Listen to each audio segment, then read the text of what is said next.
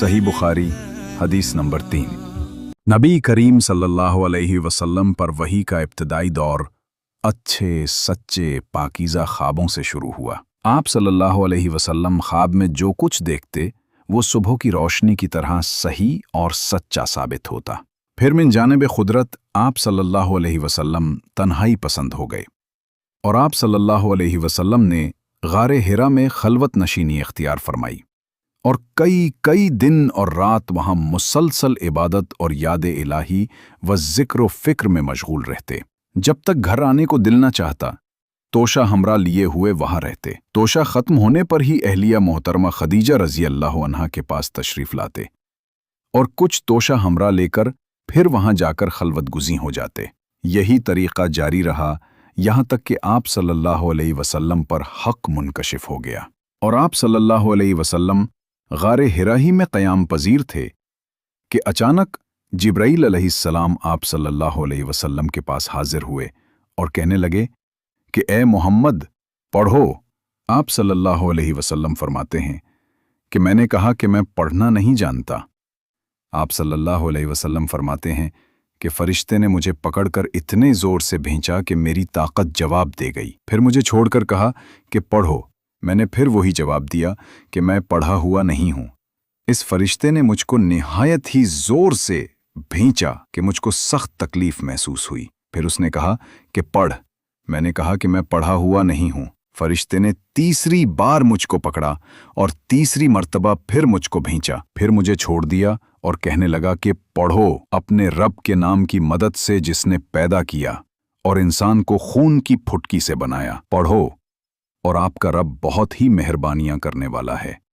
बस यही आयतें आप सल्लल्लाहु अलैहि वसल्लम जिब्राईल अलैहिस्सलाम से सुनकर इस हाल में गारे हिरा से वापस हुए कि आप सल्लल्लाहु अलैहि वसल्लम का दिल इस अनोखे वाक़या से कांप रहा था। आप सल्लल्लाहु अलैहि वसल्लम खदीजा के यहाँ तशरीफ़ लाए और फरमाया कि मुझे कंबल उड़ा दो, मुझे कंबल उड़ा दो।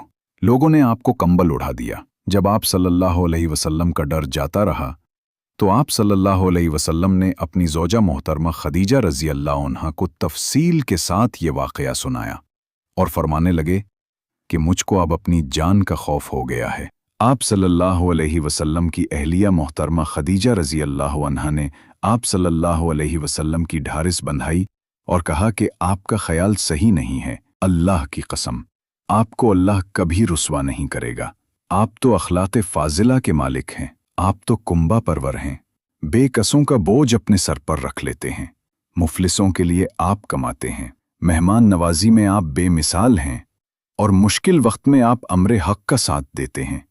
ऐसे औसाफ़े हुस्ना वाला इंसान यूं बेवक्त ज़िल्लत व ख्वारी की मौत नहीं पा सकता। फिर मज़ीद तसल्ली के लिए खदीजा रज़ी अल्लाह अन्हा आप सल्लल्लाहु अलैहि वसल्लम को वरक़ा बिन नौफल के पास ले गईं, जो उनके चचाज़ाद भाई थे और ज़माना जाहिलियत में नसरानी मज़हब इख्तियार कर चुके थे और इब्रानी ज़बान के कातिब थे। चुनाचे इंजील को भी हस्बे मंशाए खुदावंदी इब्रानी ज़ुबान में लिखा करते थे।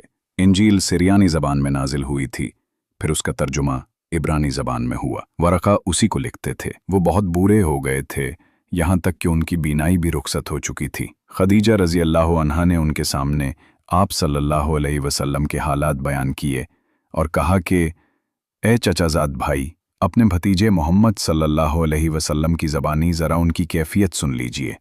वो बोले कि भतीजे, आपने जो कुछ देखा है उसकी तफसील सुनाओ। चुनांचे आप सल्लल्लाहु अलैहि वसल्लम ने अज़ अव्वल ता आखिर पूरा वाक़या सुनाया, जिसे सुनकर वरक़ा बेख्तियार होकर बोल उठे कि ये तो वही नामूसे मुअज़्ज़ज़ राज़दान फ़रिश्ता है जिसे अल्लाह ने मूसा अलैहिस्सलाम पर वही देकर भेजा था। काश मैं आपके इस अहद नबूवत के शुरू होने पर जवान उम्र होता। काश मैं उस वक्त तक जिंदा रहता जबकि आपकी कौम आपको इस शहर से निकाल देगी। रसूलुल्लाह सल्लल्लाहु अलैहि वसल्लम ने ये सुनकर ताज्जुब से पूछा कि क्या वो लोग मुझको निकाल देंगे, हालांकि मैं तो उनमें सादिक़ व अमीन व मकबूल हूँ। वरक़ा बोला, हाँ, ये सब कुछ सच है, मगर जो शख्स भी आपकी तरह अम्रे हक़ लेकर आया, लोग उसके दुश्मन ही हो गए हैं। अगर मुझे आपकी नबूवत का वो ज़माना मिल जाए तो मैं आपकी पूरी पूरी मदद करूँगा। मगर वरक़ा कुछ दिनों के बाद इंतकाल कर गए। फिर कुछ अरसा तक वही की आमद मौकूफ़ रही। रसूलुल्लाह सल्लल्लाहु अलैहि वसल्लम की अहादीस मुबारका को फैलाने में हमारा साथ दीजिए। हमारी वीडियो को ज़्यादा से ज़्यादा लाइक और शेयर करके सदका जारिया कमाएं।